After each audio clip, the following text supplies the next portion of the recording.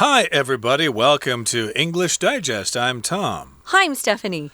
And today is our 108 new curriculum unit. So we're talking about things that you might encounter in your daily life. And today we're talking about something that hopefully you will not encounter in your life. AEDs, although maybe you would want to encounter this thing in your life if it does save your life. AEDs, interesting. These are automated external defibrillators. That's hard to say. Yeah, that's a hard word for native speakers even to say. So these are machines that kind of revive you when your heart stops. Yeah, you've probably seen them. In fact, in the first paragraph, it says in many movies and TV shows, you see a doctor using this device.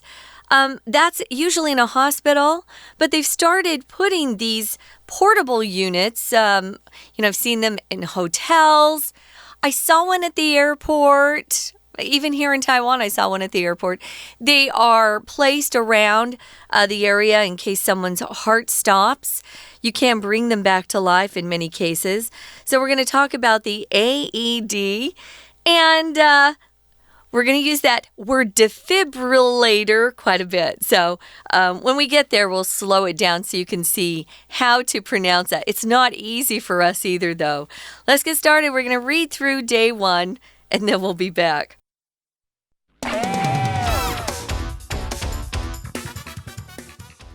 In many movies and TV shows, we see a doctor using a special device to get someone's heart beating again. The doctor yells, "Clear!" and presses pads to the patient's chest. The patient gets a shock that jolts them back to life. These machines are called defibrillators, and they aren't only found in hospitals. AEDs, or automated external defibrillators, are small and portable. They can be found in schools, department stores, and even on airplanes. What's more, almost anyone can use them. If someone goes into cardiac arrest, step 1. Check. Confirm the person is going into cardiac arrest.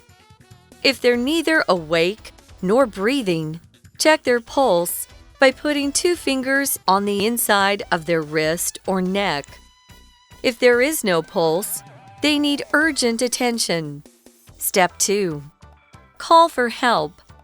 Call emergency services for medical assistance, or have someone else do so. Locate an AED. Step 3. Start CPR. If you've been trained in CPR, start this within a minute of finding the victim. If you haven't been trained, perform hands-only CPR. If you need assistance, emergency service operators are trained to tell you what to do over the phone. Step 4. AED. If the victim requires defibrillation, follow the instructions on the AED. They have built-in vocal instructions. Emergency service operators can also instruct you. Okay, let's talk about AEDs, or automated external defibrillators. Okay, and we're going to tell you how to save a life. How do you save a life? Well, we're going to tell you how to save a life with these particular machines. Now, in many movies and TV shows, we see a doctor using a special device to get someone's heart beating again. This is used commonly in movies and TV shows when somebody has some sort of accident, or maybe they have some heart problems or something like that. The EMTs, the emergency medical technicians, come over with a special machine and they put these things up to the chest of the person, and there's like an electronic shock, and the person jerks suddenly, and hopefully the person comes to, the person comes back to life. So yes, we've seen this a lot in movies and TV shows, and again, those are doctors using a special device to get someone's heart beating again, and if they don't use that machine, the chances are that the person is going to die. Yeah, you can also, start thumping on their chest with your hands, which is part of CPR, but we'll get to that later. So if you've seen any sort of movie or television show and it's a scene set in the emergency room, you'll often see the doctor who is standing by the patient's bed, and he has these two things in his hands. We're going to call them pads. And he yells out to all the nurses and maybe the other doctors in the room, clear, which means get your hands off the patient now. He's going to be putting electricity into that body that has stopped breathing, and the heart has stopped as well. You don't want that electricity in your own body. We only do it in cases of emergency. So he says clear, meaning get away from the patient. Get your hands off. They've been well trained, and so they, immediately stand back. And then he presses those pads to the patient's chest. You see that body jerk up. And our writer described it as getting a shock of electricity that jolts them back to life. Jolt just means a sudden move. Sometimes people will use it to talk about coffee. Coffee gives me a good jolt in the morning. I need a jolt of coffee to get, some caffeine in your system and wake you up. You can have a jolt. A jolt can hit when an earthquake strikes, that kind of sudden movement. But yeah, that body comes right off the bed. It really is a lot of electricity. A similar word to jolt would be jerk. Just a sudden movement there. So it jerks them back to life. It jolts them back to life. And yes, that's if you use this machine. They don't always work, but I guess they work often enough for people to consider using them.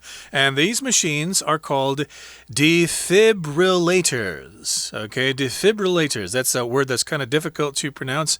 And I would expect that most people do not know what that word means unless you are a doctor or a nurse or an EMT. Or paramedic, which is another word for EMT. Indeed, somebody who basically works in the ambulance and comes and brings people back to the hospital from the scene of an accident. So yes, that's what these machines are called.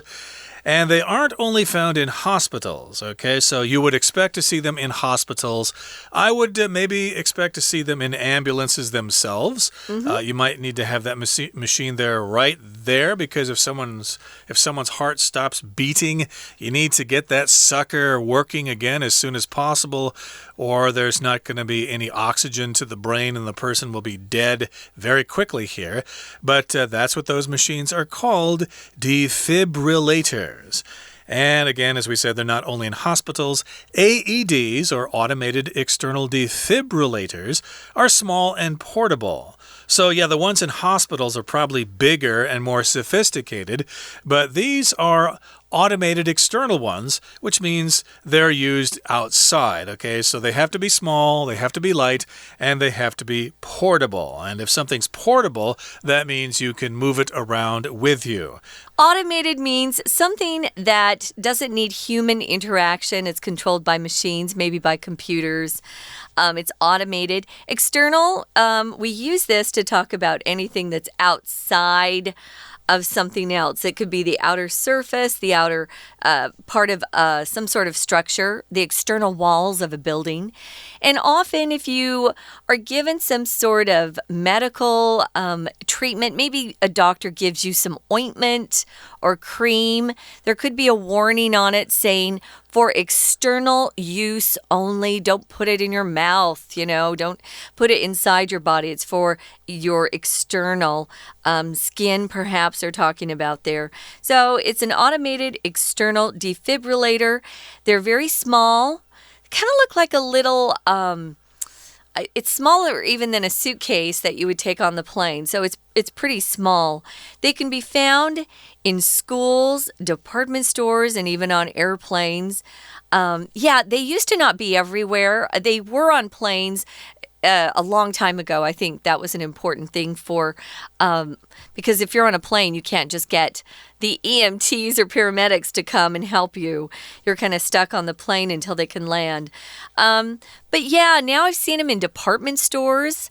I have to be honest, I would be afraid to try to use it. I don't know what I'm doing. Hopefully, if someone has an emergency and needs help with their heart, there will be a doctor or a nurse. That's ideal, but area. Of course, there are courses offered to the general public in CPR, although I don't know if they offer training. I bet they would train you on this. It seems like it would make sense. At least let people have an idea about how to use them, just in case you need to. But again, they can be found in various places, schools, department stores, and even on airplanes. And I suspect maybe some offices, maybe some factories have these devices as well. And what's more, or in addition, almost anyone can use them. Yes, if you've seen people use these on TV shows or in movies, it doesn't look that hard. You just grab those two pieces or whatever, you kind of rub them together, and then you push them to someone's chest and you say, okay, clear. But of course, again, we don't want to make this sound really easy here. Of course, you probably need to have some special training to use those devices. So indeed, they do seem like they could be used by anybody with the proper training. Well, here's something that you might come across in real life. Maybe you work in a factory and your company has invested in AEDs for the factory, which is a good idea. They'll have to put some sort of instructions up as well. And this is actually a poster we're going to focus on, and it gives you the instructions step by step. We're going to listen to our Chinese teacher for a bit first, though, and then we'll be back to talk about this poster.Hello, my name is Shelby. 现在开始中文讲解。我们今天要介绍 AED， 学会使用可能救人一命。第一句，电视剧中可能看过医生用特殊的 device 使病人的心脏又跳动。device 装置、设备，举凡手机、平板等都是 electronic devices。这个字也可以当手段或策略，采取什么的策略？就是 employ employ the device of 点点点。词类变化呢，它的动词把字尾 ce 改成 se， 念成 device， 就是设计。接着医生喊离开，并将电极片压向胸口。句子当中的 pads 是衬垫，例如说 shoulder pad 点肩、打印台ink pad， 那把什么压到某处就是 press 点点点 to 点点点。第三句，病人被电击恢复生命 a shock 电击，后面接 that 形容词子句来修饰，里面的动词 jolt 是激烈的摇晃， back to life 起死回生。 jolt 也可以用 jar jar 使激烈摇晃，或者是 shock rock 等字来表达哦。第四句，那这机器叫做 defibrillators 电击器，字首的 de 表示减少， fibrillation 指心脏的颤动，字尾 or 表人或者是物。当心脏不正常的放电，就用 defibrillator 来去除。接着我们来到这段最后一句 What's more， 它是转折语，表示而且，相当于 in addition besides 或者是 moreover。 我们举更多例子， What's 呢再加比较级的话，是表示更怎么样的事，例如说 What's better 更好的事， What's worse 更糟的事。 We're going to take a quick break. Stay tuned. We'll be right back.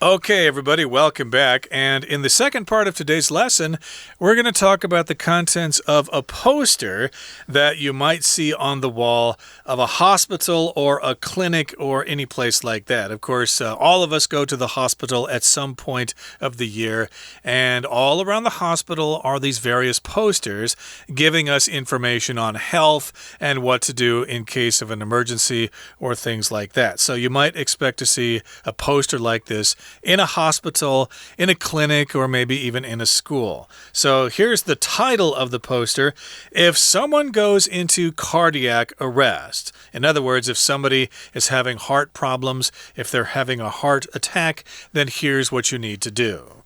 So the first line on this poster, as you see it, it says, if someone goes into cardiac arrest. Cardiac arrest simply means someone's heart has stopped. Arrest means stop here in this case. So step one, what do? You check. What are you checking? Well, you're going to first confirm the person is going into cardiac arrest or is in cardiac arrest. You want to see if they have a pulse. That'll tell you if their heart is stopped right there. So if they're neither awake, here I think it just means conscious, right? If they're neither conscious, awake, nor breathing, this is a bad sign, right? They're not breathing. You can't see that they're awake or they're conscious. They won't talk to you. You need to check their pulse. Your pulse is that beat, that feeling of that beat that goes through your body as your heart pumps blood through your arteries. And usually people check their pulses by putting 2 fingers on the inside of their wrist or on their neck. That's a good place as well to see how fast or slow your heart is beating. Of course, if they're in cardiac arrest, their heart isn't beating and they won't have a pulse at all. So if there's no pulse, it says they need urgent attention. Urgent just means you can't waste any time. This is an emergency. You need to take action immediately. We use urgent in business, to talk about how urgent this particular document is. We need to finish it up and get it in the mail so that we can send it immediately. But, when you're talking about medical issues, it's probably a lot more important than business documents that are urgent. Yes, it's a life or death situation here. So indeed, if the person is not awake or if they're not breathing, then you need to check that pulse. And, of course, if there's no pulse, you've got a big problem there. They need urgent attention. And, well, yeah, you probably can call the ambulance or whatever, but it's going to take them some time to get there. So there may be some other things that you can do in the meantime. So here's step 2, call for help. Of course, here in Taiwan, you dial 119 in the case of an emergency. So call for help, call emergency services for medical assistance, or have someone else do so. Yes, indeed, if you're trying to take care of that person or figure out what's wrong with them, maybe have someone else get on the phone and dial 119 and call for emergency medical assistance. So medical means having to do with medicine, doctors, and stuff like that. And assistance basically means help. So yes, emergency medical assistance is who you're calling for if you dial 119. And while you're waiting there, you can have someone else help you out, or if you're unable to make that phone call yourself, have someone else do it. And then you need to locate an AED, okay? And again, that is an automated external defibrillator. Yeah, probably if you work in a factory or for a big company and they've invested in AEDs, maybe they have a couple around the building, you need to find out where it is. Or maybe you already know because you've been trained. I would believe that most people would know if their company has an AED and where it is.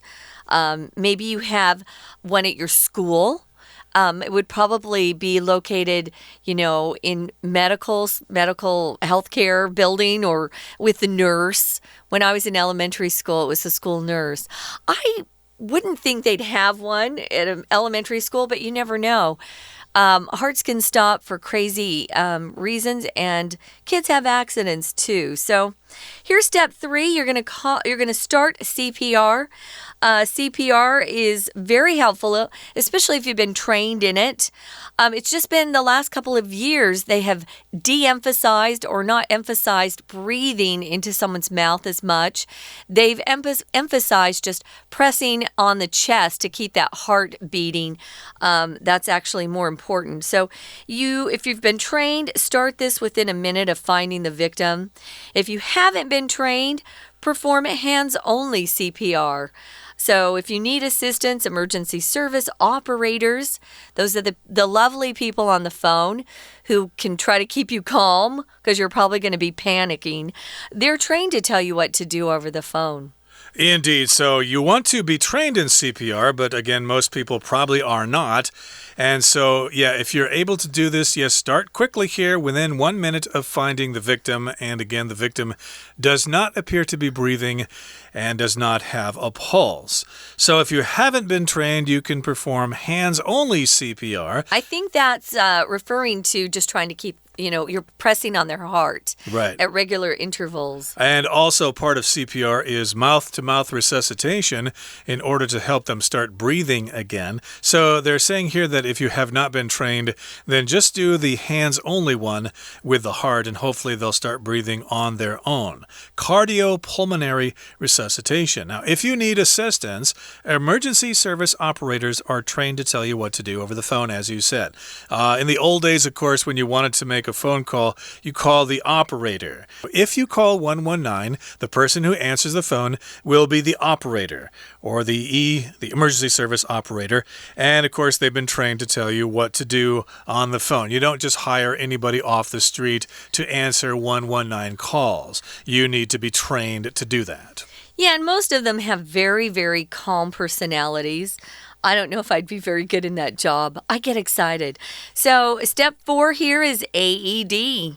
If the victim requires defibrillation, follow the instructions on the AED. Notice here we've got defibrillators. That's the actual piece of equipment. Defibrillation is the action that piece of equipment can take. It can regulate hearts. So they're going to then follow the instructions that are on the AED. But I was just saying to Tom, this part I think is really smart. They have built-in vocal instructions. So, if you're reading instructions, you can't be doing something else. But if a voice is saying what you need to do, then you can turn back to the person needing help and get busy, right? You're not wasting time reading an instruction manual. You can actually have voiced instructions coming out of the machine, which is awesome. Emergency service operators can also instruct you, but hopefully you're listening to the built-in vocal instructions, so your hands are free. Yep, instructions, of course, that's a list of things that you're supposed to do. When you buy a new product or something like that, you might get a user's manual, which will have the instructions as to how to put the thing together. If you buy something at IKEA, for example. I was just going to say IKEA, yeah. They'll give you instructions that usually are with a bunch of pictures. They don't use language. They use little pictures there. Good luck with that, too. Yeah, some people complain about those instructions. I think they're kind of cute. If you're a complete idiot, you won't know how to figure it out yourself. But in any case here, those are the instructions. And remember, there are various things you do there, so that's why we use the plural here, instructions. And again, it also has these built-in vocal instructions, which reminds me, many years ago, my mother had a point-and-shoot camera, which had built-in vocal instructions. I remember we used to take it out and point it at a subject inside, and then a little voice would come on and say, "Too dark, use flash." Really? Yes, indeed. That was an old Minolta camera many years ago. It had those built-in vocal instructions. They don't really do that anymore, but I guess these AED machines will do that for you. So hopefully you can save that person's life, and you'll become the best of friends after that. Okay, that brings us to the end of our explanation for today. Here comes our Chinese teacher. 下面呢是一张海报，说明如何操作 AED。标题：如果有人 goes into cardiac arrest， cardiac 是心脏的 ，arrest 原意是逮捕或拘捕，两个字合在一起表示心脏骤停。第一步检查。第二句：如果他们并非清醒，也非呼吸，请检查 pulse 脉搏。if 子句中有个对等连接词 neither nor， 既不也不。neither 跟 nor 都是指否定，后面要接相同的词性。在文章这句中 awake 清醒的 breathing 呼吸的都是形容词。当连接两个名词或代名词当主词的时候呢，动词形态要跟靠近它的主词一致。例如说，既不是他，也不是他的父母，错了。Neither he nor his parents are in the wrong。动词 are 是靠近主词 parents。第三句，如果没有脉搏，他们需要 urgent attention。urgent 紧急的，表示事态的急切。例如说 It's not urgent, it can wait。这件事不急，可以等。那词类变化呢？它的名词就是 urgency，urgency，迫切、紧急。10万火急的事情就是一个 a matter of urgency。当然，用 a matter of emergency 表示也可以的。好，第二步是求救 ，call for 加 something 表示说需要……下面的句子有提到说 call for the medical assistance 表示需要医学的帮助。下一句又说 locate an AED 找出 AED 来。这里的 locate 当找出指出来，相当于 find discover 或者 detect DETECT。另外它还有设立的意思，经常写成被动。例如说 The house is located by the river。房子呢在河畔旁。第三步，我们开始 CPR 心肺复苏术。第二句，如果你没受训过，请执行 hands-only CPR。这是只用手按压，也叫做 compression-only CPR。传统的 CPR 它还包含嘴对嘴的呼吸。动词 perform 是执行、进行，相当于 carry out 或者是 do， 后面直接加受词。最后一步 AED 到第一句，如果患者需要去颤，遵循 AED 上面的说明。if 子句中的动词 require 是需要的意思，相当于 need 或者 demand。例如说 plants require the light of the sun， 植物需要阳光。还介绍一个常用的习惯用语 as required， 按照要求。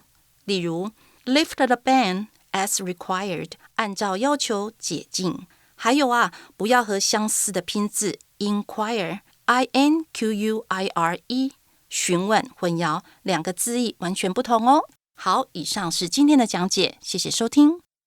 Okay, that brings us to the end of our lesson for today. Thank you so much for joining us, and please join us again next time when we continue to talk about AEDs. Please join us then. From all of us here at English Digest, I'm Tom. I'm Stephanie. Goodbye. Bye.